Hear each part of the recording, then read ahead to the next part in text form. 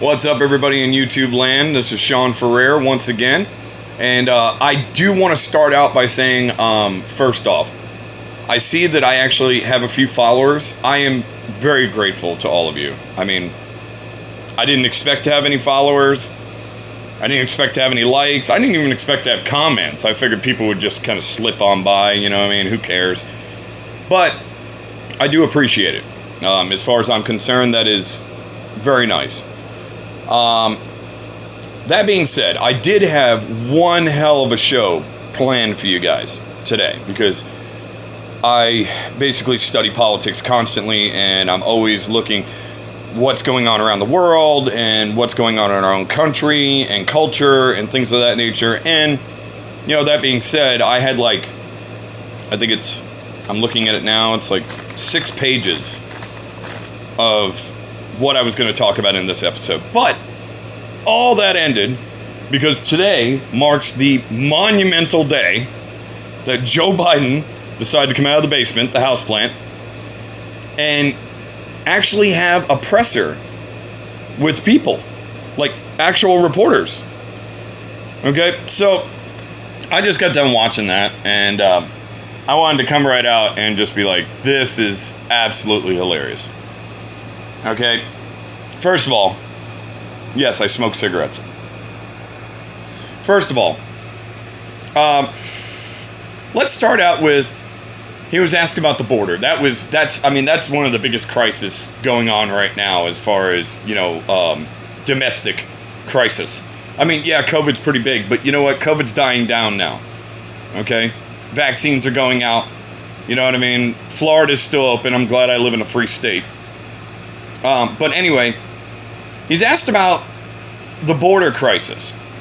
And he immediately goes to, of course, it's blame Trump. Blame Trump for everything. Okay? He's asked from a reporter, and I am so sorry that I'm really bad with names. I don't get to it. But she asked him a question of, okay, why is it that kids are in these pods and they're sleeping literally like inches away from each other on little mats on the floor? Okay, and she hit a percentage that I thought was just baffling. I mean, she came right out with it's like 1,115% over capacity, and I'm like sitting there going, wow. I had to learn percentages pretty good in college. And that's a statistic that just blew my mind. I was like, wow. And I knew it was pretty bad, but because recently I've actually seen the pictures of one facility. Now, Biden comes out immediately and goes, well, that's because Trump narrowed down the amount of bed space in that facility while he was president. And the first thing that popped into my head was, that's because he was taking care of illegal immigration. That's because he slowed the path of people coming over the border illegally. And that's the whole reason. That's why he did that in the first place. Now, while we're on the subject of border security, okay, as of recent, this is something I was actually going to put in my podcast today, but it brings me on that point anyways. And it's the idea that right now, Joe Biden is actually under investigation due to the fact that he pulled billions of dollars for completing the border wall. Okay? Now, the reason why he's under investigation is not so much that he pulled the money. It's the amount of jobs and lives that were ruined. I mean, think about the amount of people that it employed to build that wall. Right there at the southern border in Texas. These people are employed. They're doing their job. They're construction workers, just like me. They're doing what they're supposed to. Feeding their families. All of a sudden, guess what? Billions of dollars get pulled. And the reason why? Joe Biden's a nice guy. That's what he keeps saying in his presser today. He's such a nice guy. Such a nice guy. Killed tens of thousands of jobs within his first 2 weeks in office. But he's here for you. Help is on the way, folks. Kamala Harris lands in Florida. She said, help is here. We don't need this at all. Okay? Not only that, but, Joe Biden's been a politician for 47 years. Okay? He's talking about he doesn't know what the filibuster or whether he's going to do anything about the filibuster or anything of that nature. Okay, first of all, you know exactly what you're going to do with the filibuster. You're going to eliminate it. And the reason why is so that way you can put across regulation and leftist terms, woke mentality, like I love to call it, okay, across to the American people in such a way that it can't be turned down. That's the whole reason for it. That's all of it. Okay? He dances around all of these questions. I thought it was very funny because, all of his answers were, first of all, the man is reading from a script.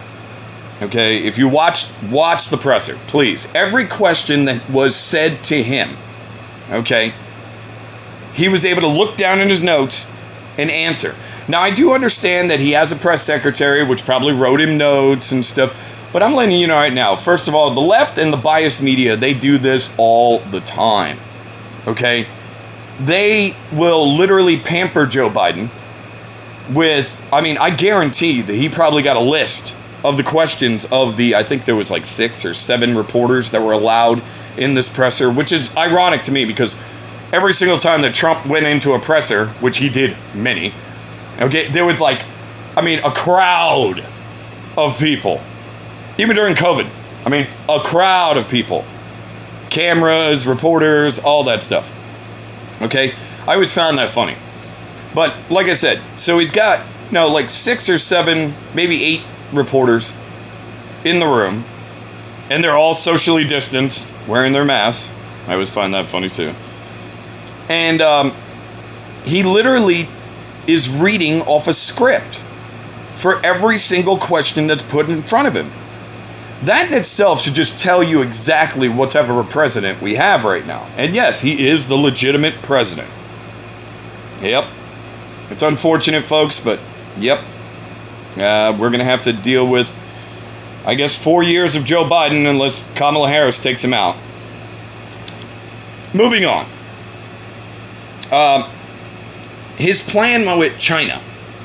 I found this very funny. His plan with China, a reporter asked him, do you plan to cut tariffs with China?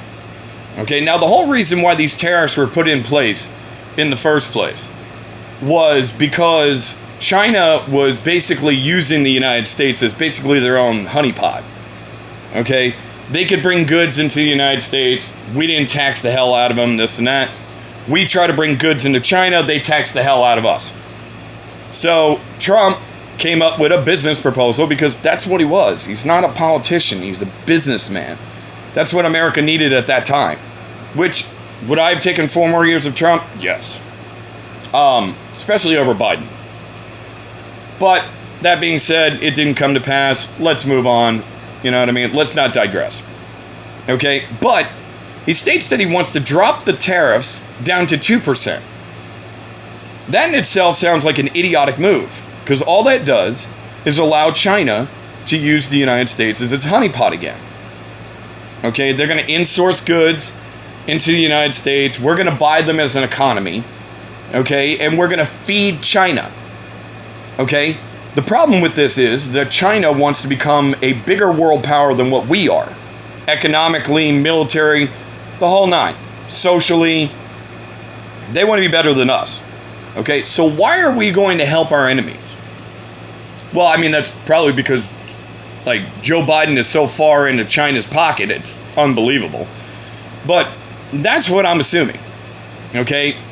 Now, what baffles me about this is the idea that the American public is basically we just go along with it. Okay, yep, no problem. Yep, go Joe Biden. Yes. He's going to bring us back together. If anything, the policies and the executive orders that Joe Biden has done in the first over 60 days, he's been in office now over 60 days, okay, has divided us more than we were with Trump, which baffles the hell out of me because it's Biden supporters, they voted for this. Or maybe they didn't vote. Maybe dead grandma voted. Who knows? Okay? But that was a point that I definitely wanted to touch on when it came to China. Because I was like, really? But I have another point that we're going to touch on here in a minute about China. But let's get to a different topic first. Now, he's asked about the military in Afghanistan. And Trump, in his administration, set a deadline. And the deadline was that by May 1st, all our troops would be out of Afghanistan. And either they're going to be home or they're going to be sent somewhere else. Okay, because we are a world power and we send troops all over the friggin' world. Happens all the time. Okay, I mean, there's U.S. military that are stationed in Germany. Why they're there, I have no idea. But they're there. Okay? But he's asked about the May 1st deadline, and he says, I don't think that that's going to happen. We have to work with NATO and our allies in order to basically get a plan in concrete in order to have the ability to pull our troops out of Afghanistan. Now, last time I checked, we have one of the largest navies in the world. If not the largest navy in the world. Okay? We also have a huge Air Force. Why is it that he's stalling? You want to know why? Because he doesn't want to do anything that President Trump actually implemented. That's part of his leftist philosophy. That's the reason why he undid everything that Trump put into place immediately. As soon as he got in, executive order, executive order, executive order, executive order, done. Okay, that's the reason why we have the crisis at the border. That's the reason why North Korea is firing off ballistic missiles. Okay, because all of a sudden, the world powers are seeing that we now have a houseplant for a leader. There's no more balls in the White House anymore. It's all going downhill from here. Okay? But what I think is funny, and I call this all bullshit, is the idea that he's also asked, do you think that we'll have our troops out of Afghanistan by, say, next year? He actually hesitated on this answer. That's the reason why I know he's lying. Okay? Because he doesn't want to tell you that it probably will be until after next year. Because he can't. Because if he does, his poll ratings go down, everybody's going to be in an uproar, this and that. So instead, what he does say is, I don't believe that will be the case. So what does that mean, Mr. Biden? Does that mean it won't be the case in a few months? It won't be the case in 6 months? I mean, the next year is still a little ways away. Okay? We're not talking about like December 31st is coming up like 2 months from now. It's not. It's March. Okay? So that in itself just makes me go, wow. Okay. Ugh, I am so fired up today. You have no idea. I actually stayed home sick from work. But I've been studying politics all day long because this is what I love to do. Okay, now, the other thing that I wanted to get to is this is his first presser in over 60 days in office. Now, if you go on the statistics by presidents, okay, on how long it took them to do their first press conference in front of, live on TV. I just watched it live on television. Okay, which I normally don't. I get a lot of my information from the Daily Wire, a lot of conservative news outlets and stuff like that, because the reason why is because they report the truth. They could care less about snowballing or, creating a narrative that is completely false, but you know what? They want the American public to believe. They just don't do that, so therefore I choose to follow that. But what I want to know is, why is it that it's his first presser in over 60 days? Reason: everything has to be on a teleprompter. He has to be coached. He has to learn everything that's going to come at him. Yeah, he can ad-lib here and there. But most of the time, he's got a whole bunch of assistants that are just basically going, no, Joe, don't say a word. Come on, walk this way, don't trip. That was a joke. But, that's the kind of stuff that I really, I laugh about it, but to me, it's very sad. It's like, this is supposed to be the leader of the free world, right? Isn't that what we call ourselves? the United States of America, the leader of the free world. Now, another point that he brought up, and I thought this was very funny. Okay, one reporter actually asked him one comment about that she went down to the border and actually met a 9-year-old and a 10-year-old boy that crossed all the way from Honduras over the border into the United States with a phone number. Okay? And Joe Biden was immediately saying that a lot of this actually happens a lot. Apparently, a lot of young children, they cross the border unaccompanied minors, and they either have a phone number on a bracelet around their wrist or in their pocket on a piece of paper. Okay, and the Border Patrol, or whoever's handling this type of situation, okay, is supposed to call these parents or whoever this number is within 24 hours. Okay, so here comes the question. So the question comes that she ran into these two boys, questioned them, of course, as a reporter would, and took it upon herself to call the phone number on the one boy's wrist. Now, she got a hold of, yes, a woman, a mother, in Honduras. Okay?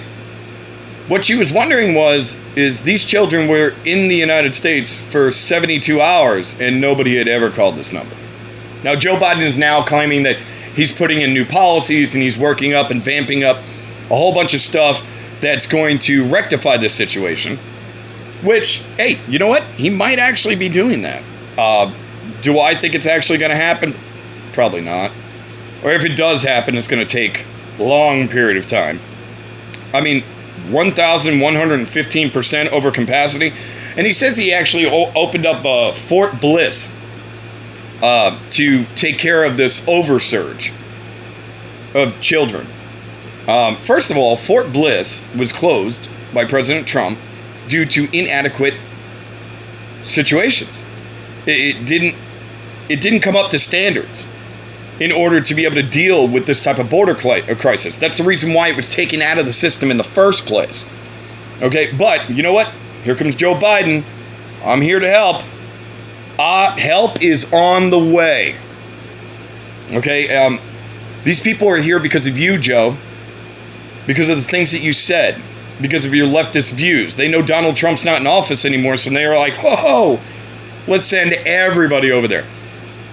Okay? I don't believe in illegal immigration. As a construction worker, I've seen what it can do to someone like myself, okay, who's in the painting field. When I go and bid on a job, I go look at a job for, say, a one-story house. Nothing big, $3,000. I charge for that. Done. Okay? But when an illegal immigrant comes and bids on that same job, he doesn't bid on it at $3,000. He bids on it at like $800 and gets like 6 of his cousins to go out there. And that's not being racist. That's being truthful. This is facts. Okay? I've seen it happen. Okay? And they do it for $800. They do a shit-ass job. They just slap the paint on there and that's it. Walk away, grab their check, run home, and do whatever they want. Okay? So I know what kind of a problem it becomes economically in the United States.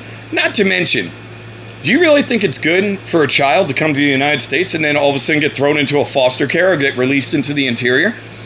And just willy-nilly, let's see what happens. Hopefully they make it. Well, no. That's bad.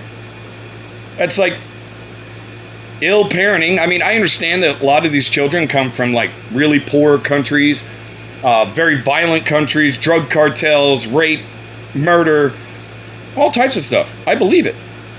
Okay, because I've seen it in documentaries, you know, all types of stuff. News. I try not to watch the mainstream media just because they just irritate the hell out of me. But do you really think, as far as like the nuclear family is concerned, that this is going to be good for them? This is going to be the kick in the ass. And then he wants to, after 72 hours, move these children into the interior of the United States. Now, the one question that I was waiting for in this entire press conference, and it was never asked, and I think the reason why is because the only woman that I actually heard ask a question that sounded like a conservative She didn't ask about that. She asked about something completely different. Okay, and we know they're not being COVID tested. Now, the left has this great control over us at this point. Everybody gets masked. Everybody gets the vaccine. You can go back to your daily lives. You know, Joe Biden can come out on camera and be like, hey, if you just do what I say, you might be able to have a barbecue on 4th of July. You might be able to do what you want, as a free American. I think we have a document that states that. Actually, I actually want someone to come up to me and say, you're not allowed to, grill up those steaks on 4th of July or light fireworks off in a group because, it's not allowed. And I'm going to actually, make sure I have a printed copy of the Constitution and say I have a permit. That's my plan. Okay? Now, as I've stated before, okay, I'm not QAnon. I don't do conspiracy theories. I'm a Republican conservative.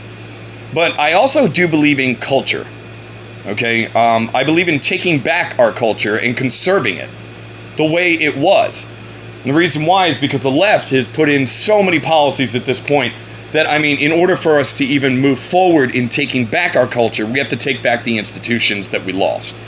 Which, are colleges, high schools. We've lost, oh my God, countless high schools and colleges. It's just unbelievable. You can't, as a Republican conservative, you really can't even step onto a high school or a college campus and express your views because you'll be shunned. You'll be thrown off campus. Quick. It'll be so fast. It'd be unbelievable. Either that or you'll be protested or slandered or discriminated against on Twitter, Facebook, Instagram. It doesn't matter. Whatever platform you got. Now, there is one other topic that I did want to get to today that I did hear about, I think it was about 2 days ago. It's about former President Trump is working with companies, and I'm assuming some tech giants. He's definitely got the money to do it, and the influence, to build his own social media network. Now, I'm kind of in the middle about this. Yes, I voted for Trump twice. Yes, I was a supporter. But I know that the tech giants in this country, first of all, you had Parler. They shut Parler down. Reason why? Conservatives were jumping to Parler. I've actually never even had a Parler account. But there was countless of thousands and thousands of conservatives jumping to Parler. And the reason why is because Facebook would censor you. You couldn't express political Republican views on Facebook, so therefore they chose the alternative. Now, do I believe they were right? Yes, of course. Matter of fact, I've actually, a few of my supporters have actually already said that I should be on a couple other social platforms or, social networks to express my views for the simple fact that they won't shun me or silence me. Now, so far, YouTube has allowed my my podcast to stay up. I've been trying to gather more information for you guys every single day. I used to be a music performer on stage, and now I do this because I'm old and I have kids, and yeah, this is what I do. That being said, do I think Trump's social platform will actually take off? Yes, I do.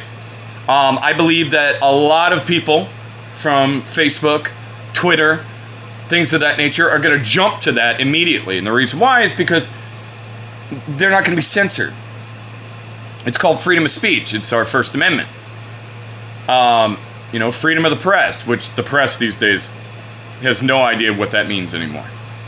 I think that he's going to make this jump, and if it pans out, if it works, okay, if he decides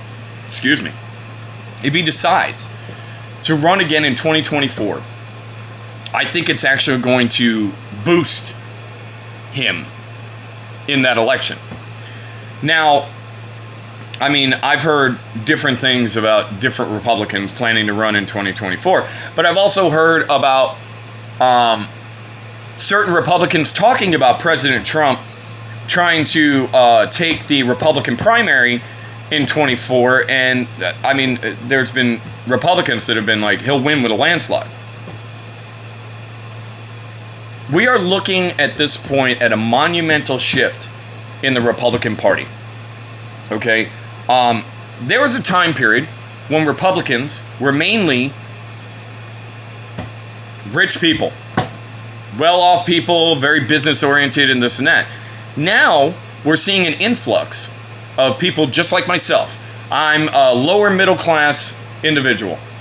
I don't make a lot of money. I make enough to provide for my household, my livelihood, things of that nature. I work my ass off, by the way.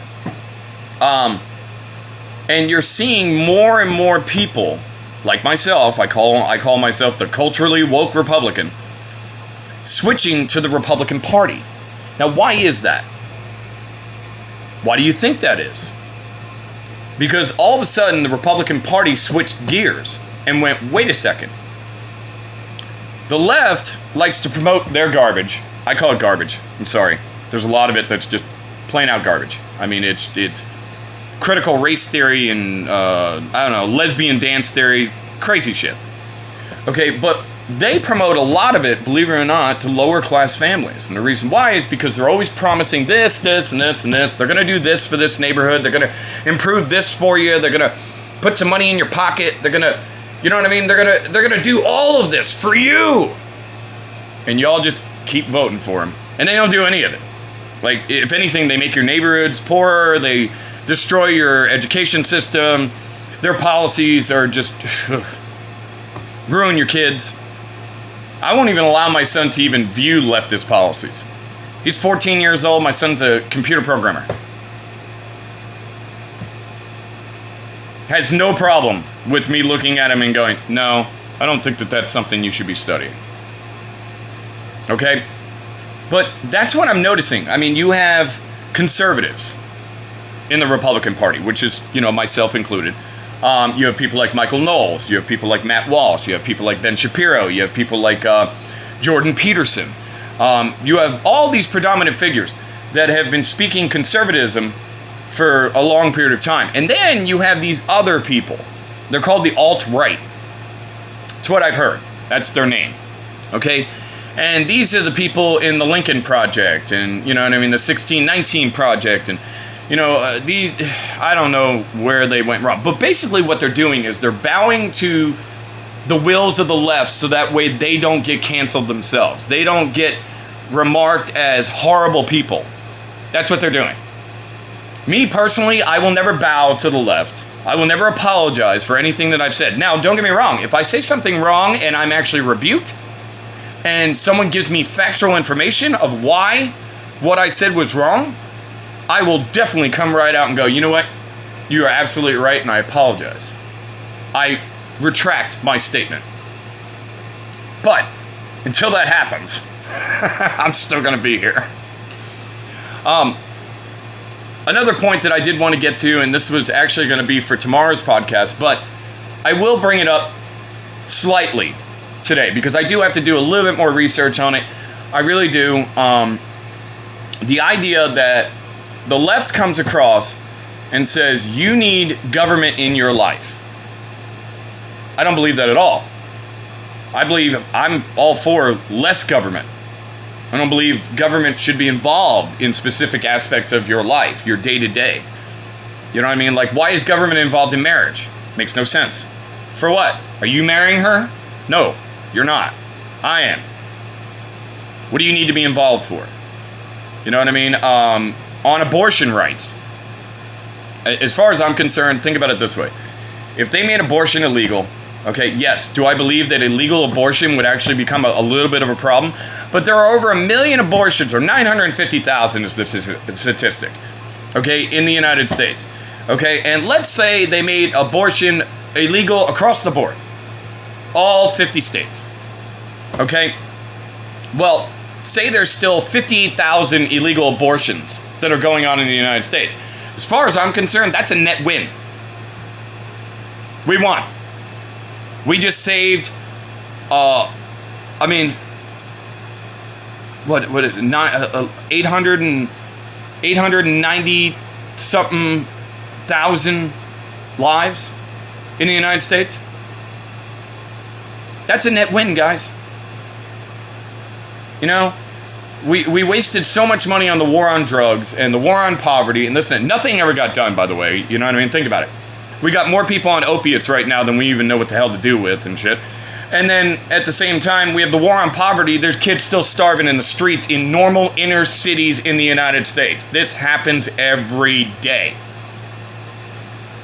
How are we going to say that our war on this worked? It didn't. None of it did. But they just keep plugging along. Let's just put another $1 billion towards this cause and see if it works. No, you have to think of different solutions. You have to think of how do we fix this problem? Not when, not a lengthy war that's going to last forever, but how? How does this happen? My final thought for today, and yes, I'm actually very proud. I made it past the 30-minute mark. My final thought for today, and this is just something I want you guys to think about, okay? When you wake up in the morning and you walk out the door for your daily grind, whatever you do, doesn't matter to me, okay? Do you feel like a proud American? I know I do. I'm still proud to be an American. I'm proud to be in this country. I still have my patriotism, okay? But I'm starting to notice statistically, there's like high statistics that people are not proud to be an American anymore. And I don't understand why. You live in the freest, most largest economical country. You can basically be anything you want in this country if you put your mind to it, your initiative, and do the right thing. So why is it that you wake up and you're just like, oh, I hate this place? Anyway, I'm going to sign off. Once again, my name is Sean Ferrer. I'm the culturally woke Republican. And, I've never said this before, but if you like what I'm saying, or even if you don't like, even if you disagree, hit that subscribe button, give me a like, give me a comment. I love to answer comments. I'm actually really good at it. So, and I love debates. So anybody on the left that reads this or listens to this or anything of that nature, I would love to hear your feedback, because just like Ben Shapiro, as far as I'm concerned, when it comes to a Q&A, anybody that disagrees goes to the front of the line. That being said, I hope you guys have a great day and a great night. Godspeed. Love you. See ya.